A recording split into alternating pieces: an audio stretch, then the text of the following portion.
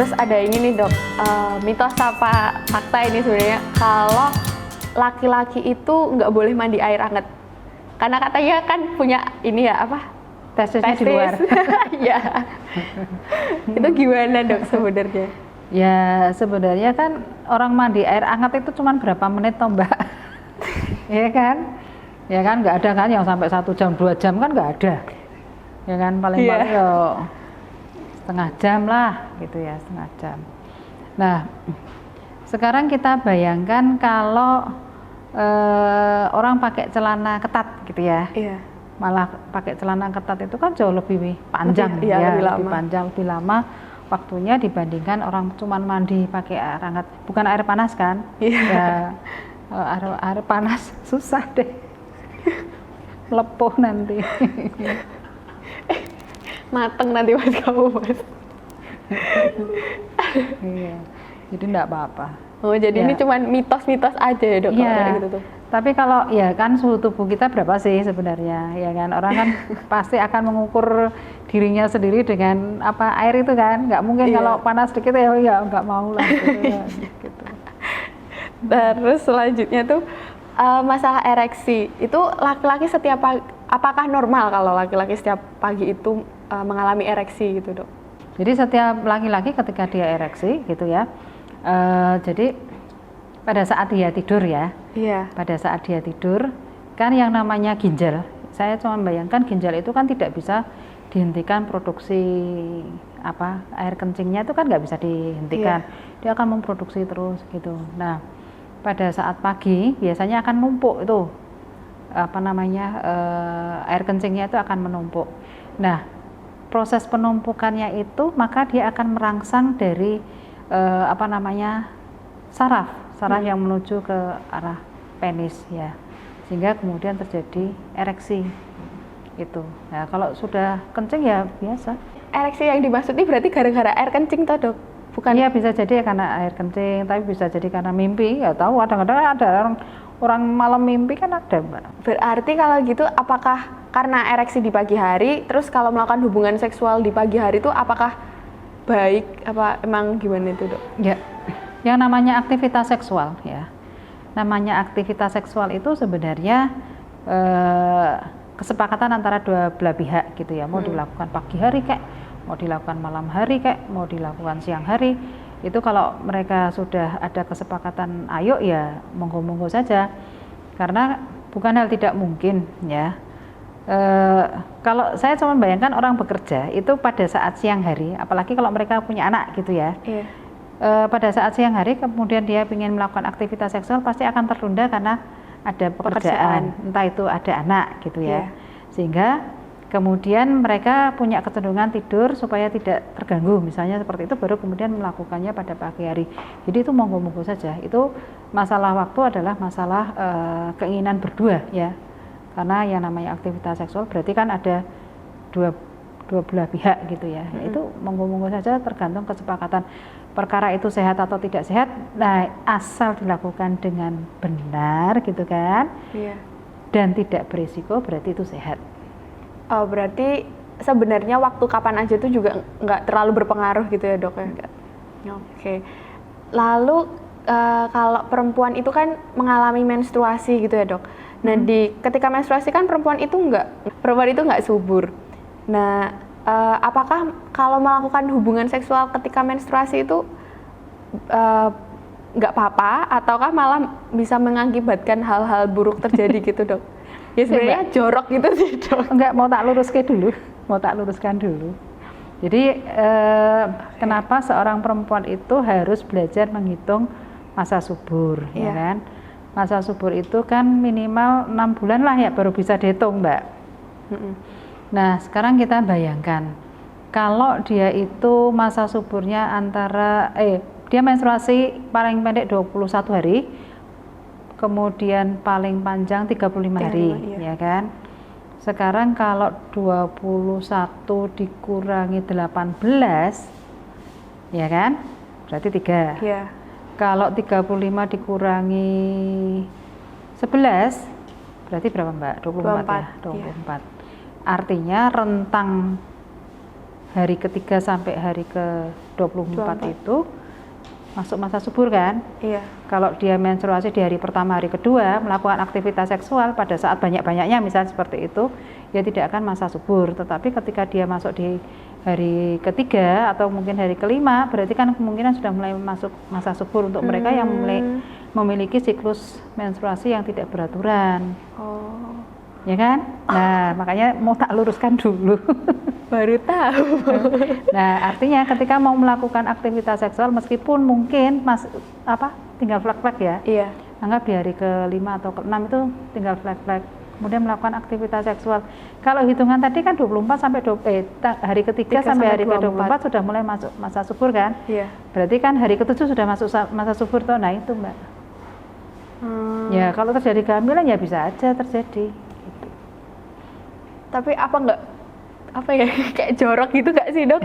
Itu tergantung mindset. Ya, karena ada beberapa orang yang ternyata justru libido tinggi justru pada saat menstruasi banyak gitu, Mbak. Nah, kalau itu terjadi pada saat menstruasi banyak dan kemudian itu melakukan aktivitas seksual, ya memang kalau pada saat menstruasi banyak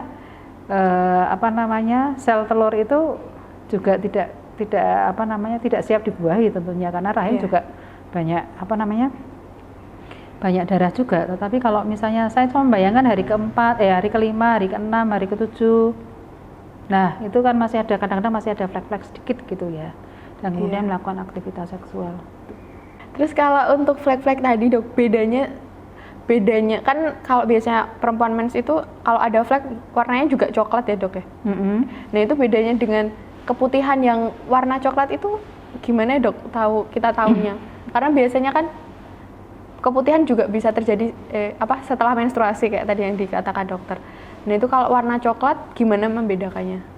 Kalau ini habis menstruasi atau menjelang selesai, itu kan berarti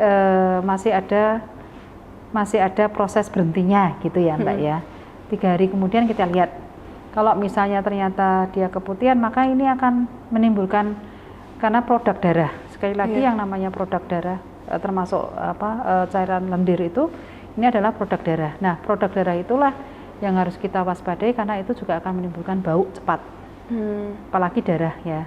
Jadi kalau misalnya 3 hari kemudian dan kemudian ada bau tadi, makanya saya cerita orang keputihan itu biasanya ada warnanya, ada baunya, ada gatalnya. Salah satu di antaranya sudah merupakan penyakit. Nah, kalau misalnya itu sampai ada coklat-coklat, nah kita tunggu 3 hari, bau enggak? Kalau bau berarti ada infeksi. Tapi kalau itu tidak bau berarti proses penyembuhan dari rahim. Jadi rahim itu kan terbuka tuh saluran darahnya. Nah, ketika mau selesai itu akan menutup. Kalau perempuan yang jarang menstruasi itu tuh sebenarnya bisa dikatakan normal tuh berapa jangka gitu, Dok? Karena saya sendiri juga jarang mens gitu, bisa 3 bulan sekali. Dulu bahkan sampai 6 bulan nggak menstruasi. Nah, sebenarnya kayak gitu tuh normal atau tidak? Tunggu dulu, Mbak, usianya berapa kan gitu. Tadi saya contohkan kalau normal itu 21 hari siklusnya sampai dengan 35 hari. Ya kan, itu normalnya. Tetapi ini tidak bisa dipukul rata untuk anak-anak mereka yang masih sekolah sekitar SD, SMP. Kan sekarang mereka kan sudah banyak itu yang sudah menstruasi usia SD, SMP, bahkan SMA kelas 1 pun mungkin belum. Nah, ini bisa jadi mereka bisa jadi 1 tahun sekali baru menstruasi, baru kemudian. Nah, ketika seseorang itu sudah berusia 21 tahun, nah ini harusnya sudah rutin, rentangnya antara 21 sampai dengan 35 hari sekali. Kalau sampai lebih dari itu, ini yang harus diperiksakan. Ada apa toh ini? Ya kan, apakah ada gangguan hormon kah? Apakah ada kondisi tertentu? Nah, itu yang harus dilihat lebih lanjut. Gitu, Mbak. Tapi kalau gangguan hormon seperti itu nggak bisa dikatakan ini normal atau enggak ya, Dok? Berarti tetap tergantung kondisi masing-masing orang gitu. Iya. Kalau misalnya usia 21 tahun gitu ya, Mbak. Usia 21 tahun tapi ternyata siklus menstruasinya 3 bulan sekali, 2 bulan sekali gitu. Artinya 2 bulan itu 60 hari gitu ya. 60 hari. Nah, ini kan berarti ada masalah nih. Pasti kalau pengen punya anak kan susah nih. Berhitungnya tuh susah gitu. Nah, ini yang kemudian harus periksakan supaya tadi siklusnya antara 21 sampai dengan 35 hari sekali. Jadi ya kalau pengen punya anak tinggal menghitung dari situ gitu. Kalau 60 hari terlalu panjang, apalagi kalau sampai 3 bulan sekali. Ini ada apa ini? Pasti gitu. Wow, saya tidak normal. Berarti harus periksa, Mbak. udah sering tuh. Oke, tadi udah membahas tentang testis, terus menstruasi. Nah, sekarang tuh penasaran sama terkait dengan hubungan seksual nih, Dok. Frekuensi hubungan seksual tuh normalnya sehari berapa kali atau seminggu berapa kali, atau itu ya udah terserah sama orang yang menjalani aja gitu? Ya, memang terserah yang jalani, Mbak. Sekarang kita bayangkan kalau orang sudah menikah gitu ya. Iya. Dia masih manten anyar gitu loh, Mbak ya. Ya mungkin dia mau melakukan 7 kali gitu sehari ya silakan saja ya kan? Tapi kita bayangkan kalau mereka sudah rutin gitu ya, sudah hubungannya cukup panjang gitu ya, anggap 5 tahun misalnya, sudah 5 tahun ya, tentu saja dia akan berpikir antara anak ya kan, kemudian antara pekerjaan, kemudian hubungan bersosial dengan tetangga kanan kiri. Ya kan nggak mungkin kan setiap saat harus melakukan aktivitas seksual, kan nggak mungkin pasti. Nah itu yang dibutuhkan pengontrolan atau manajemen seksualitas itu ya diharapkan dengan kondisi ini bisa menjaga, sehingga ketika kita melakukan aktivitas seksual itu maka ini tadi keluarga jalan sehat gitu kan, lingkungan atau dengan tetangga kanan kiri juga jalan sehat, pekerjaan pun juga berjalan dengan sehat kan gitu, Mbak. Aktivitas seksual juga sehat. Oke. Ya berarti seperti itu, nggak ada yang idealnya berapa kayak gitu, enggak ya, Dok ya? Nggak ada. Kecuali kalau memang pengen program punya anak itu memang ada. Karena tadi kita kan belajar 21 sampai 35 hari ya, menghitung masa subur. Karena ada beberapa pasangan itu ternyata setelah 2 tahun belum punya momongan. Nah ini biasanya mereka akan diajari. Gitu. Oke, berarti balik lagi tergantung kondisi juga ya, Dok ya? Betul. Oke, terus kalau ngomongin hubungan seksual juga kan ada bermacam-macam jenis, kayak ada oral, anal, kayak gitu ya, Dok ya? Oh ya, variasi seksual ya. Oh ya, variasi seksual. Nah itu sebenarnya oral itu secara kesehatan untuk perempuan tuh berbahaya atau enggak sih, Dok? Ya, sebelum kita bicara masalah bahaya atau tidak berbahaya gitu ya, yang namanya aktivitas seksual itu kan antara penis dengan vagina, ya kan? Tapi bisa jadi antara mulut dengan organ reproduksi gitu ya, alat kelamin kita, berarti itu kan namanya oral. Tetapi bisa jadi antara organ reproduksi gitu dengan anal, berarti anal gitu ya. Nah kalau itu yang umum itu kan vagina dengan penis gitu ya, Mbak. Nah ini kenapa begitu? Karena si vagina ini memang pembuluh darahnya dan elastisitasnya cukup besar, cukup bagus gitu ya. Sedangkan kalau kemudian oral ini kan bentuk variasi gitu ya. Nah kalau variasi itu tergantung kesepakatan bersama antara pasangan tersebut. Kalau itu sudah ada kesepakatan, itu artinya kita juga akan menjaga kesehatan, sekali lagi kesehatan seksual itu juga harus dijaga. Karena jangan sampai salah satu yang sakit kemudian dilakukan oral, ya tentu saja contoh herpes ya. Kalau misalnya salah satu yang menderita herpes dan kemudian dilakukan oral, ya tentu saja herpesnya juga akan menular. Gitu, Mbak.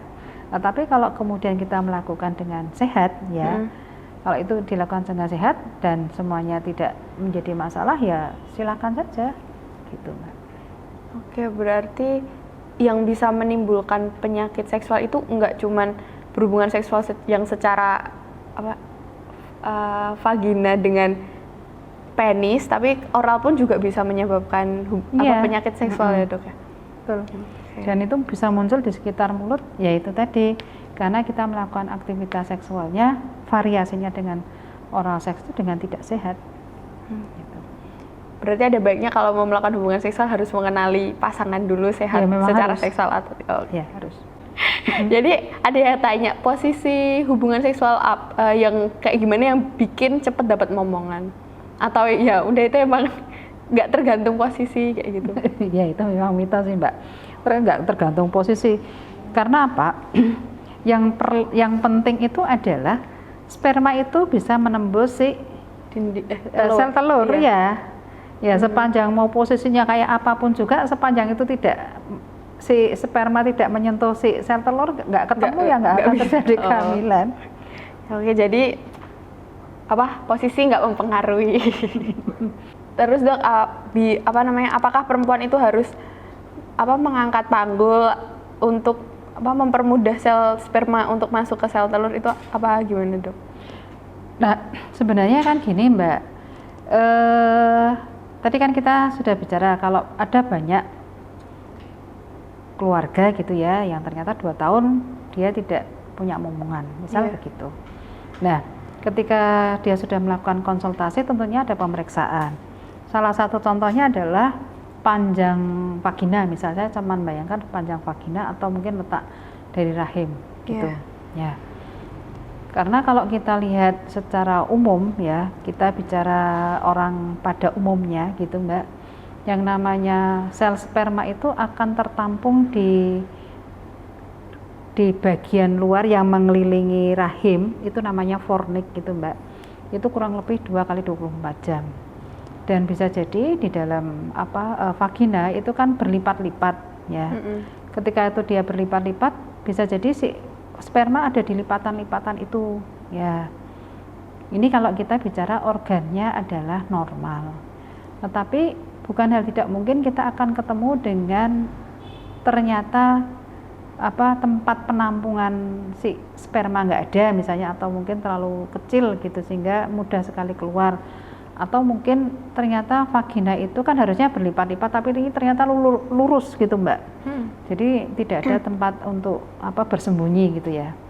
Nah, ini memang kemudian ada caranya, memang diajari caranya. Biasanya mereka dari hasil pemeriksaan itu yang kemudian akan ada caranya, entah itu dengan posisi tertentu lah, dengan kondisi harus bagaimana lah. Nah, ini kalau sudah ada pemeriksaannya, jadi akan ketahuan dulu organnya ini normal atau tidak normal, begitu. Karena bukan hal tidak mungkin tidak terjadi kehamilan itu karena tadi aktivitas seksual dilakukan justru di luar masa subur. Iya. Setelah membicarakan masalah banyak hal tadi, sekarang kita pindah ke mitos fakta tentang perempuan nih dok. Oh iya. Nah, ini kan ada mitos tentang keperawanan perempuan. Banyak banget hal-hal yang melabeli suatu perempuan dikatakan tidak perawan gitu dok. Kayak salah satunya tuh bentuk payudara. Kan banyak yang mengatakan kalau payudara yang menggantung tuh berarti tandanya udah gak perawan. Apakah kayak gitu tuh bener apa cuman mitos gitu dok? Ya itu ya mau gimana. Sekarang kita lihat ya Mbak, yang namanya orang payudara, bentuk payudara itu kan berarti berdasarkan genetis ya. Iya. Kalau orang tuanya payudara, orang gemuk misalnya, saya cuma bayangkan orang gemuk gitu ya, itu payudaranya besar gitu ya, otomatis dia akan besar dan mungkin akan menggelantung kalau misalnya pemakaian branya itu tidak pas misalnya seperti itu juga akan menggantung. Nah, kalau kondisi seperti ini meskipun dia masih kecil, masa kita akan mengatakan tidak perawan? Atau mungkin yang sudah lanjut gitu ya, sudah menopause tapi ternyata tidak menikah misalnya, tidak menikah yang dalam arti dia tidak mengenal aktivitas seksual, tapi karena faktor usia berarti kan banyak zat-zat yang di dalam tubuhnya dia yang menyebabkan menggelantung. Masa kita akan bilang dia pasti tidak perawan, padahal dia masih perawan. Kan nggak bisa untuk ukuran, nggak bisa untuk ukuran. Termasuk cara jalannya, ya kadang-kadang kita masih ketemu dengan cara jalannya. Kalau jalannya buka itu berarti tidak perawan, ya nggak bisa juga gitu. Sama sekali nggak bisa. Ya itu yang kadang-kadang melabeli seseorang yang kemudian bikin perempuan itu menjadi sangat tidak nyaman ya, sangat tidak nyaman itu ya karena label-label yang disodorkan itu tidak nyaman juga, termasuk pantat turun. Itu berarti sudah tidak perawan lagi. Itu kan ya label-label kayak gitu tuh sangat mengganggu ya, sangat mengganggu. Iya. Terus ini dok, kalau perempuan berhubungan seksual pertama nggak keluar darah itu berarti udah nggak perawan. Nah itu sebenarnya apakah perempuan yang baru pertama melakukan hubungan seksual harus keluar darahnya atau gimana dok? Enggak. Jadi tergantung Mbak bentuk dari himen selaput darah itu ya, dan kesiapan kita untuk melakukan aktivitas seksual. Saya contohkan, kan ada bermacam-macam nih Mbak yang namanya himen itu, ada yang tidak berlubang. Kalau tidak berlubang kemudian melakukan aktivitas seksual ya memang kemudian berdarah tuh Mbak, itu jelas. Tapi sekarang kita bayangkan kalau itu selaput darahnya itu lubangnya satu tapi besar, ya kan? Nah kebetulan dia siap melakukan aktivitas seksual, ya berarti pada saat melakukan aktivitas seksual kan tidak ada perdarahan yang kelihatan mata gitu Mbak, tetapi mungkin perdarahannya adalah mikrolesi, jadi cuma kecil-kecil tapi kita tidak bisa melihat, itu bisa saja terjadi. Nah kalau yang seperti ini maksud kita akan mengatakan bahwa dia tidak perawan, ya dia tidak perawan karena sudah melakukan aktivitas seksual, tetapi sebelumnya ya dia tidak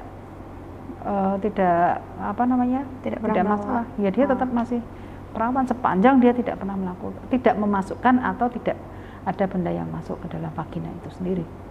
Berarti sebenarnya kalau untuk masalah keluar darahnya atau enggak itu tergantung himen perempuan gitu ya? Bentuknya sama kesiapan kita untuk melakukan aktivitas seksual.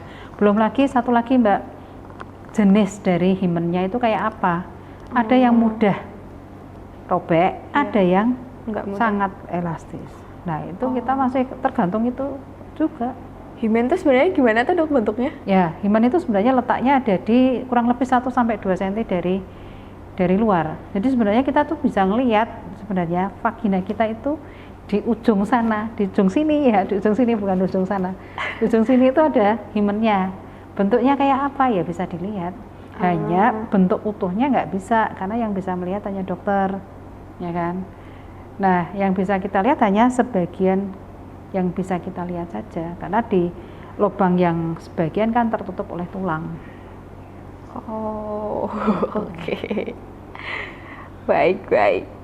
Terus selanjutnya tentang keperawanan, apakah wajah perempuan yang pucat itu menandakan dia nggak perawan Dok? Ya enggak lah, kurang gizi kali.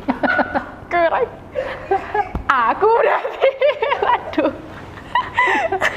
Kalau misalnya saya cuma bayangkan menstruasi, ya ada beberapa anak itu remaja itu kan menstruasinya cukup banyak Mbak. Iya. Jadi nggak cuma 3 hari sampai 7 hari itu kan enggak, ada juga yang mereka sampai 10 hari, 7 hari dan banyak terus, itu kan ada Mbak. Nah kita bayangkan mereka yang menstruasi cukup banyak dan lama. Itu kalau dia tidak disuplai Fe atau zat darah, tambah darah, ya dia akan pucat gitu. Belum lagi kalau ternyata dia kategori yang putih ya. Kayak Mbak Feli kayak gini yang putih, kayak saya hitam. Jadi cuma mitos aja ya Dok ya berarti. Ini Dok, kalau menentukan jenis kelamin anak, kalau pengen, apakah pola makan itu mempengaruhi? Jadi kalau pengen anak laki-laki makan dagingnya yang banyak, kalau perempuan tuh lebih banyak sayurnya, itu gimana Dok penjelasannya? Sebenarnya ini memang sudah ada penelitiannya gitu ya, cuma yang jadi masalah adalah tingkat tertibnya seseorang itu kan tidak bisa gitu ya. Contoh asam misalnya, asam itu akan menentukan anak laki-laki misal, contoh begitu, maka dia akan makan asam gitu ya. Suatu ketika dia stres, ya si ibu stres gitu kan, karena mungkin harus makan asam terus, stres gitu kan Mbak. Jadi kan basah. Ya kan? Okay. Mungkin dari segi makanan dari segi penjadwalan gitu kan. Tapi ketika situasi kita menyebabkan ada perubahan di dalam tubuh kita juga akan gagal. Jadi tingkat tertibnya memang harus sangat luar biasa gitu. Memang ini sudah ada penelitiannya, tapi itu tadi kegagalannya tinggi karena banyak faktor. Berarti jangan stres. Intinya itu situasi yang kemudian menyebabkan berubah. Misalnya tidur 7 jam atau 8 jam satu hari, tiba-tiba dia tidurnya cuma 3 jam. Itu kan juga akan berubah. Ya. Jadi situasi tubuh kita pun juga akan berubah. Berarti banyak faktor yang berperan dalam itu. Sehingga itu kemudian kemudian ditinggalkan. Banyak orang meninggalkan itu, tidak menggunakan itu, bukan meninggalkan tapi tidak menggunakan itu ya karena tadi faktor kendalanya terlalu banyak. Oke dok, untuk terakhir nih, pesan untuk remaja-remaja di sana terkait kesehatan reproduksi atau tentang seksualitas itu gimana dok? Ya, yang jelas itu harus belajar untuk menjadi remaja yang bertanggung jawab, baik terhadap dirinya sendiri, untuk keluarga maupun untuk masa depannya sendiri. Itu harus menjadi remaja yang bertanggung jawab. Nah, bagaimana caranya?